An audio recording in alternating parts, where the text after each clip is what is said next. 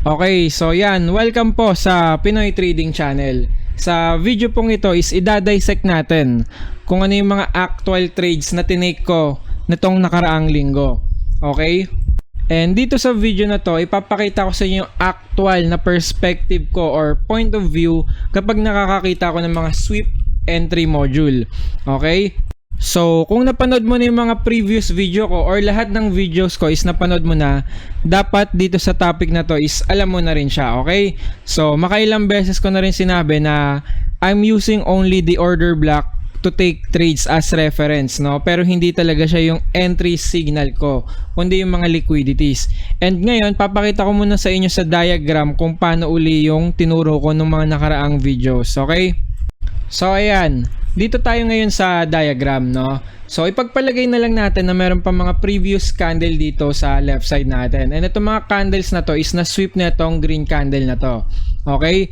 So, itong green candle natin na to, siya yung magiging reference natin or yung magiging point of interest natin or order block. Okay? Kasi matibay siya dahil nakasweep na siya ng liquidity.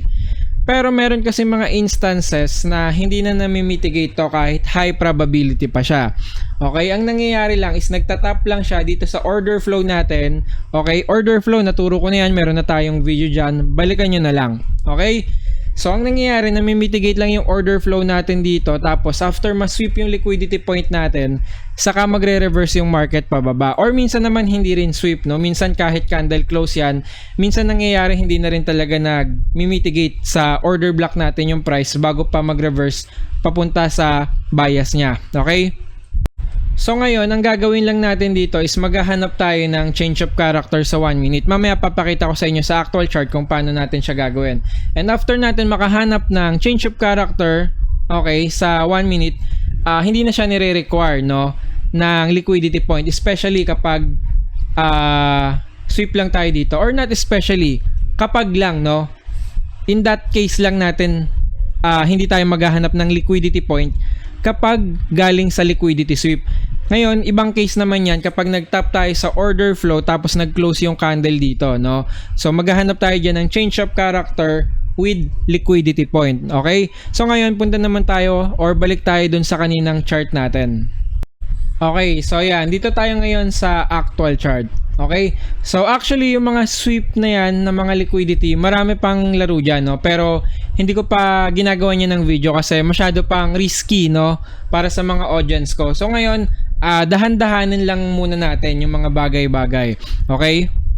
And hindi rin naman kasi nire-require na kailangan lahat ng entry criteria is malaman natin para lang maging profitable sa trade, no?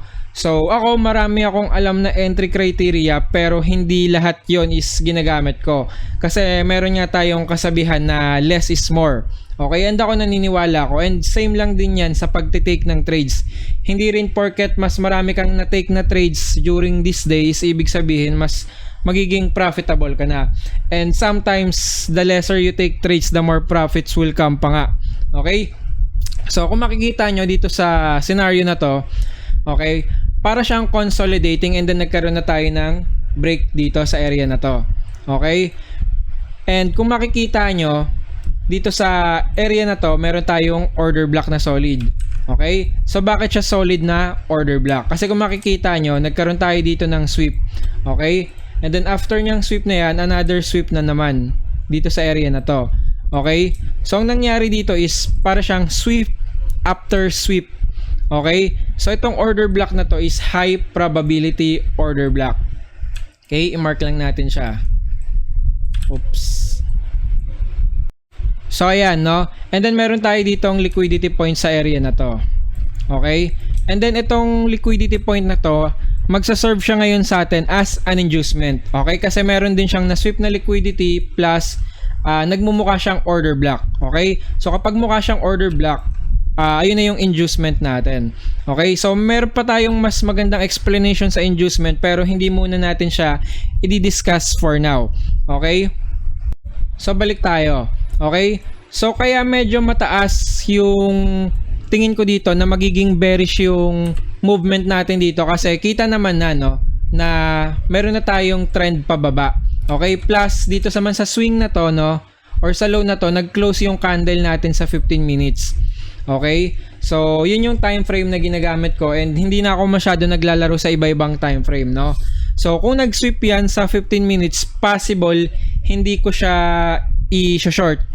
Okay? So, nag-short ako dito sa area na to. Okay? So, ngayon, lahat ng mga gusto kong makita is nakikita ko na. So, para sa akin, everything is high probability. Okay? So, tatandaan nyo, hindi porket high probability siya is ibig sabihin is guaranteed na kaagad siya, no? So, ngayon, play na natin si market. So, kung makikita nyo, sobrang ganda ng structure natin, no? Ganyan na ganyan talaga siya, no? And then, meron tayo order block dito sa taas, okay? Pero, ang nangyari dito, tignan nyo. Okay.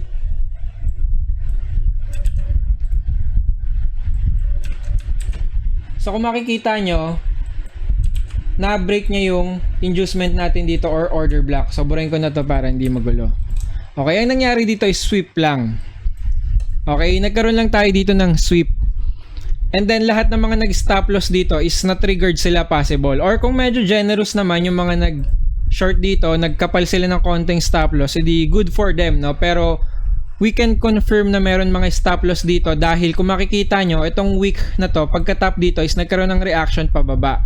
Okay, and then ang nangyayari, pumupwersa yung price pababa pa, umabot pa siya dito sa level na to. So, ibig sabihin, may mga sellers na talaga kaagad dito sa area na to. And we can confirm na meron ng mga stop loss dito, no? Or dito mismo sa actual high na to. And then, ang gagawin lang natin is magko-convert tayo sa 1 minute kasi meron na tayong na-taken na liquidity. Okay? So, tulad ng sabi ko, kahit high probability yung order block natin, it doesn't necessarily mean na i-mitigate niya yan, no? And then, itong order flow natin is na-mitigate na rin. Kung makikita nyo, ito yung order flow natin. Okay? So, sa order flow natin, kasama dyan yung mismong or yung actual na order block, no?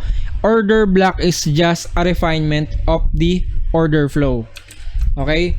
So, ngayon, punta tayo ng 1 minute area or 1 minute time frame. Okay. So, kung makikita nyo, nagkaroon tayo dito ng solid na sweep. Okay? Back lang natin. Okay, so yan. So, kung makikita nyo, after natin makasweep dito ng liquidity, ang kailangan naman natin ngayon hanapin dito is change of character, okay? So, nasan ba yung change of character natin? Ito siya.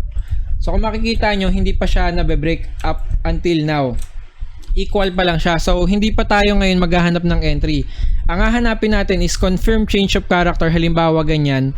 And then, kung may imbalance dito sa area na to, pwede tayong mag-enter dito sa candle na to, and then yung stop loss natin is above lang ng high natin, no? So, hindi tayo maglalagay ng stop loss around dito, ilalagay natin yung stop loss sa structure, okay? So, ganun dapat tayo kapag maglalagay ng stop loss natin, hindi order block, okay? Kasi yung order block is candle lang siya, and we are looking at structure, kasi mas powerful yung structure kesa mismong order block. So, play natin si market. Oops.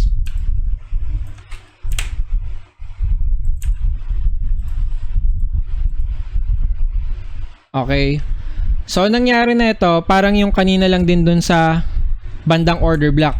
Sweep after sweep. Okay. So, malamang kung sweep siya dito sa lower time frame, sweep din siya lalo dun sa higher time frame. Ang gagawin natin is i-adjust na natin yung change of character natin dito sa area na to. So, play natin si market. Okay. So, dito sa scenario na to, hindi natin nire-require yung liquidity point kasi nga galing tayo sa sweep. Okay, and then yung higher time frame candle naman natin is nag-sweep din. So ngayon, saan dito yung order block natin? Okay, so yung order block candle natin is ito. Kaso ang problema dito is na-mitigate na siyang green candle na to. So ngayon, i-adjust natin yung order block natin around this area. Okay, so play pa natin si market. Okay, so 2-case scenario siya, no? May mga cases na hindi na natin kinakailangan ng liquidity point, no? And then dito sa scenario na to, hindi na require yung liquidity point, pero nag-create pa rin siya. Okay? So, mag-create man siya or hindi, valid entry na siya basta galing tayo sa sweep. Pero halimbawa naman, nag-tap tayo dun sa actual order block sa taas na minark natin kanina, nire-require natin yung change of character plus yung liquidity point na ma-sweep siya or ma-taken siya. And then, pwede na tayo mag-set ng limit dito. Okay? So, tulad ng explanation ni ICT, usually talaga kapag meron tayong mga order block, lalo na sa lower time frame, nag-gravitate talaga yung price or na mamagnetize talaga yung price papunta dun sa FVG natin or dun sa order block.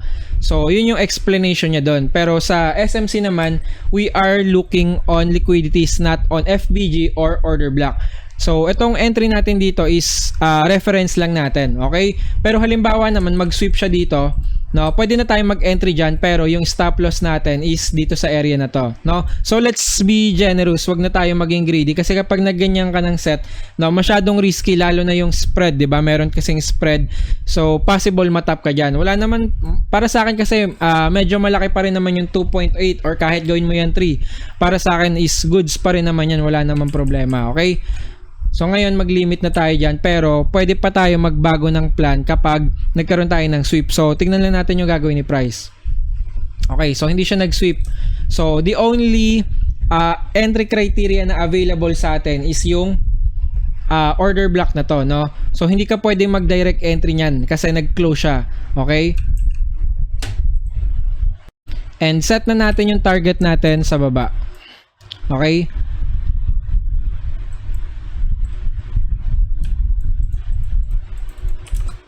So, hindi talaga actual na risk reward nito is 26, So, kapag ganyan talaga yung mga SL natin or yung stop loss or yung entry natin, hindi porket 1.2 yan nandyan, is 1.2 na rin yung ginagawa ko personally, So, ako ina-adjust ko talaga siya. Ang minimum entry ko talaga is 3 pips. So, kahit 1.2 yan, ang computation ko talaga sa entry ko is 3 pips. Okay? So, kung 3 pips ko yan, halimbawa, ang risk reward ratio ko yan is 10.4. Okay? So, for the sake of mechanical explanation lang, ilalagay natin yung stop loss dito and then yung entry dito. Okay? So, ganun din. Iwasan nyo na rin kasi may hindi, kunyari ako, nag 0.5% yung nire-risk ko per trade. Kapag ginawa ko kasing ganyan, malaki yung commission, hindi rin actually 0.5 yung nakakaltas sa akin, So, binibigyan ko talaga siya ng allowance. Okay? So, additional tip lang yan. Pero kung kayo talaga, kung medyo aggressive kayo and confident naman kayo sa entry nyo, wala naman problema kung gagawin nyo talaga na 1.2 yung SL nyo and then yung computation nyo ng risk reward ratio. Okay? So, play natin si market. Okay, so na-mitigate siya and then nagkaroon tayo ng impulsive move pababa. So, ito is high probability na talaga na magtutuloy-tuloy yung price pababa. So, solid na rin siya. Tignan natin yung sa 15 minutes. Okay? So, sa 15 minutes, mataas na rin yung chance niya na magtuloy-tuloy kasi nagkaroon na tayo ng decent reaction or momentum, kumbaga. So, play pa natin si market. Okay, so ngayon, next naman, nagkaroon tayo ng another break of structure dito. And hahanap tayo ng isa pang entry. So actually itong entry na to is in-entryhan ko talaga siya. Pero for the sake of educational purposes lang, maghahanap pa tayo ng mga entries pa, Pero itong entries na to is hindi ko talaga in-entryhan. Naka 1 entry lang ako dito. Okay, so ito yung liquidity point natin and yung order block natin is itong candle na to. So play natin si market. Okay, so nag-mitigate siya. Okay. Naghahanap ako ng instant mitigation setup. Okay, so ayan.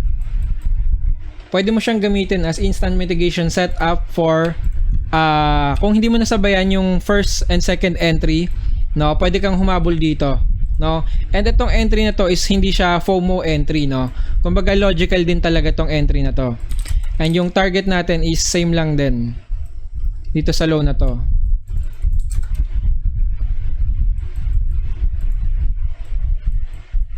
So, tignan natin kung mamimitigate. Okay, na-mitigate siya. And then, yan.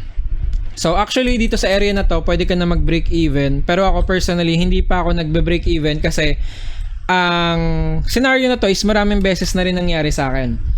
Okay? So, usually, nagkakaroon ng movement talaga na solid pababa kapag tama yung technical analysis mo and then babalik siya para lang i-mitigate or i-stop loss, no, yung mga nagbe-break even. So ang nangyari kasi dito, after niya may stop loss yung mga nag-break even dito, is nagkaroon uli ng impulsive move pababa. Okay, so ako confident na talaga ako na magpapatuloy na yung price pababa. And then tignan niyo yung nangyari. Okay, so solid momentum pababa, and then bumalik na naman siya sa price, and then naglaro siya. Okay, so same lang din yung explanation para sa akin. Yung mga nag-early break even is na stop loss siya. And yun nga, confident din kasi ako sa setup, and hindi naman ako nagsisisi, though spoiler lang, may SL ako dito, hindi rin ako nagsisisi na okay, na hindi ako nag-break even. Okay, so play na natin si market.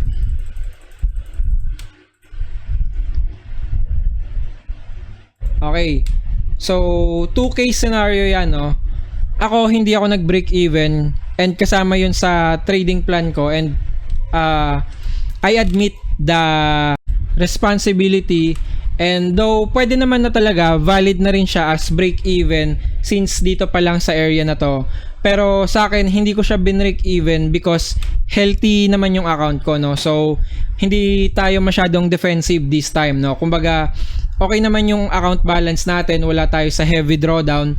So sa akin, nag-stick lang ako sa plan ko, and both things works naman, no. Kung gusto mo mag-break even, walang problema, i-journal mo na lang. Kung gusto mong ituloy lang yung trade or hindi ka mag-break even, ituloy mo lang yung trading plan mo, wala rin naman problema, no. And i-journal mo na lang. And para sa akin talaga is very logical pa rin naman na hindi ako nag-take ng break even. Okay? So, ganun lang yon. Hindi talaga natin alam kung saan pupunta si market. Ang importante, meron tayong trading plan and trading system na sinusunod, no? Kasama na sa trading system natin dyan, of course, yung risk management. Okay? So, next naman sa isa pang same setup and everything is the same. Okay? So, punta tayo dun sa isa ko pang tinrade, no? Kay EURUSD. Ito kasi kay AUDUSD to eh. Okay, so dito naman kay EURUSD, actually ito yung 90% talaga ng currency na tinitrade ko when it comes to forex, no. And the rest is yung AUD na lang tsaka yung gold. Pero 90% talaga, and pinakakabisado ko talaga is yung kay EURUSD. Okay, so kung makikita nyo, meron tayong break of structure dito, tapos ito yung high natin tsaka low sa previous market structure. Okay, and then meron tayo ditong nakitang sweep. Okay, so nag-sweep siya dito. So hindi natin siya i-consider na change of character kasi hindi naman nag-close yung candle. So kapag may mga ganyang mga major sweep talaga, no, ang probability na mag-reverse si market pababa is high. So ang gagawin ko lang naman is same lang din sa ginawa natin kanina. Maghahanap tayo ng change of character and order block, no. So kung makikita nyo, even the 1 minute sweep the major structure. So yung mga ganyan talagang style, no, or yung mechanical structure is parang nag-scream na yung market na gusto niya na mag-reverse pababa. Okay, so ito yung change of character natin. So reminder lang pala sa change of character, hindi nire-require na mag-candle close siya kapag nasa 5 minutes lower, no. So 5 minutes and higher, 15 minutes, yung mga ganon, 10 minutes, para sa akin is need na siya ng candle closer. Okay, pero since lower time frame tayo, especially 1 minute, change of character na siya considered. Okay, so same lang din, no. Hindi na to nire-require na liquidity point. We can entry here directly kaagad. Okay, so entry limit, tapos stop loss lang sa taas, and then target natin dito sa pinakababa na tong low na to. So ilang beses nyo na rin naman ako nakita, no, na nakaka-take ng mga ganyan katataas na risk-reward ratio, hindi lang dito sa YouTube, pati sa TikTok. And alam nyo naman talaga na doable naman talaga siya, no. Possible naman talaga makahit ka ng mga targets na ganyan. So same lang din, 3R, pero stop loss natin is around here pa rin. Pero for the sake of mechanical education, ilalagay lang natin siya dyan. Okay, so play natin si market. So natap na tayo. Okay, so kung na-miss nyo yung first entry, pwede kang mag-re-entry dito. And stop loss is above pa rin ng market structure. Okay, target is also the same. Alam nyo na yan. Next, tignan lang natin yung mga gagawin pa ni market.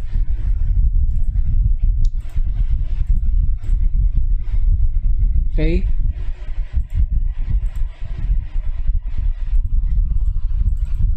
Okay, so kung makikita nyo, meron na tayo ditong break of structure. And sa next structure natin, nare-require na siya ngayon ng liquidity point. So kung makikita nyo, meron tayo na sweep dito na liquidity. And then yung order block natin is ito. Tapos meron tayo ditong liquidity point. Kung makikita nyo, ayan. So dito lang natin pwedeng i-apply yung no LP. Dito sa second structure, need na ng LP. Okay? So limit natin dito sa area na to. Tapos yung stop loss is pwede nang ilagay sa taas na ito. Okay? Pero for safety purposes, pwede nyo rin i-adjust pa, no? Pero wala na rin masyadong sense, no? Sa point of view ko na i-adjust mo pa siya hanggang dito, no? At least dito or dito, pwede na. Pero for the sake of mechanical tutorial lang, ilalagay natin siya dito, no? And hindi ko sinasabi na entryhan nyo lahat ng mga yan, no? So pag na-miss nyo yung first, second, lagi talaga nagbibigay si market ng multiple entries. Okay. So yan. Next naman is dito pa uli. Okay. So, nangyari dito, solid na liquidity sweep, liquidity point, no? Kaso, ang problema ko dito is, na-break niya na kasi to. Meron na tayong break of structure dito. No? So, dito sa scenario na to, ang stop loss mo is dapat ilalagay mo pa rin siya dito sa taas na to. Okay? Ang target, everything is the same. So, ayan. Pero halimbawa, mag-create siya ng pag ganyan, pwede mo nang i-adjust yung stop loss dito lang sa baba. Okay? Kasi next structure na siya. Kasi pag na-break niya pa yan, change of character na tayo, pwede na magpatuloy yung price pataas, no?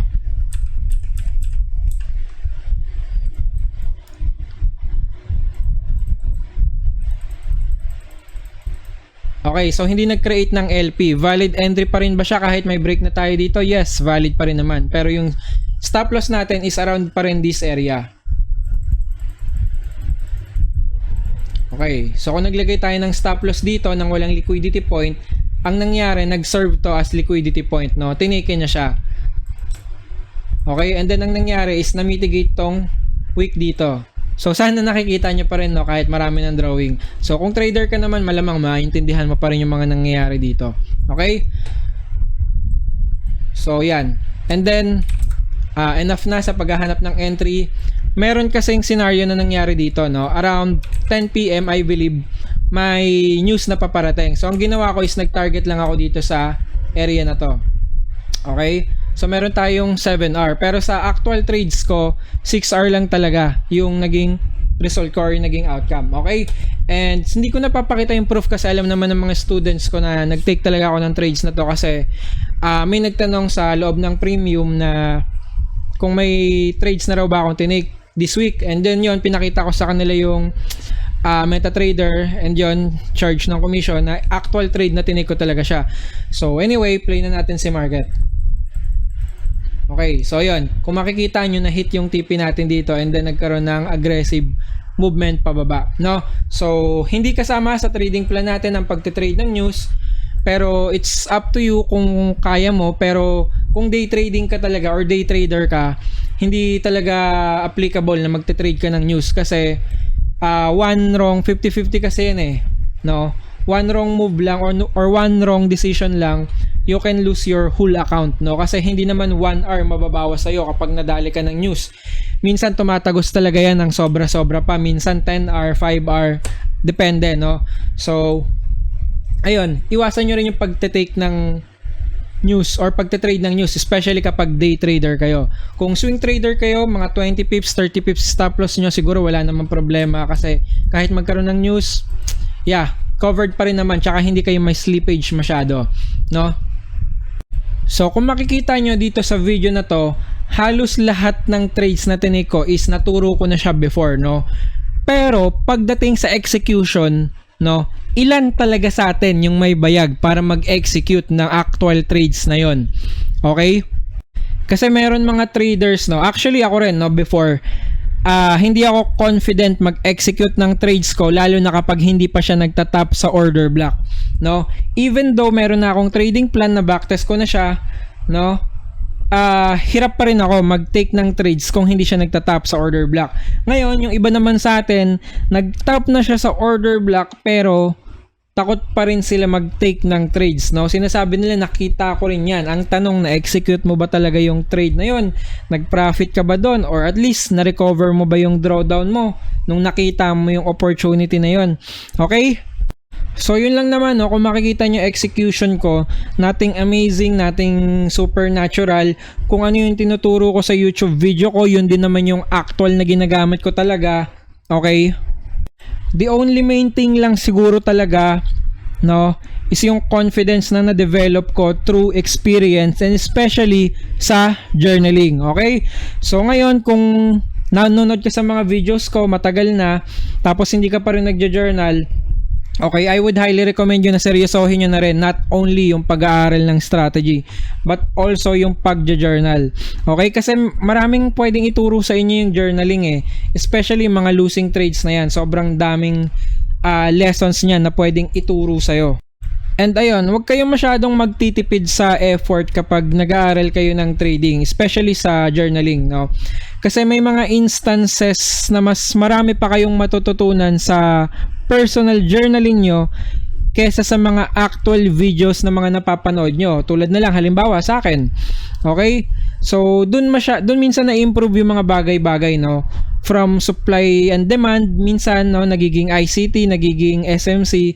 So, dun nade-develop yung mga strategies minsan, no? And ang pinaka-importante kasi sa journaling natin is yung point of view natin sa market is nade-develop. So, that's something kasi na hindi kayang ituro dito sa video. That's something personal na ikaw mismo yung makaka-discover sa personal journey mo. Okay? So, dito sa video na to medyo mahaba pero sana nasulit ko yung oras nyo, no? So, yun. Happy trading sa lahat and trade safe.